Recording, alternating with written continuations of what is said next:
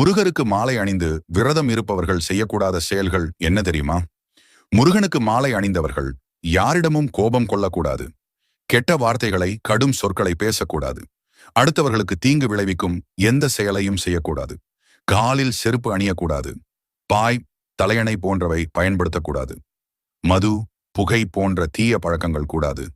தாம்பத்திய சிந்தனை அறவே கூடாது. சதா சர்வ காலமும் முருகப்பெருமான் சிந்தனையிலேயே இருக்க வேண்டும். முடித்திருந்தம், முகச்சவரம் செய்து கொள்ளக்கூடாது. விரத காலத்தில் தனக்கென்று தனி தட்டு, டம்ளர் போன்றவற்றை பயன்படுத்த வேண்டும்.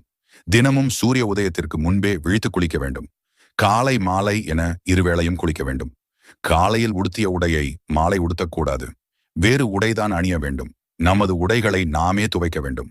விரதம் இருப்பவர்கள் விரத காலத்தில் ஆண்கள் அனைவரையும் முருகப்பெருமானாகவே பாவிக்க வேண்டும். பெண்கள் அனைவரையும் முருகப்பெருமானின் தாயாரான பார்வதி தேவியாக பாவிக்க வேண்டும்.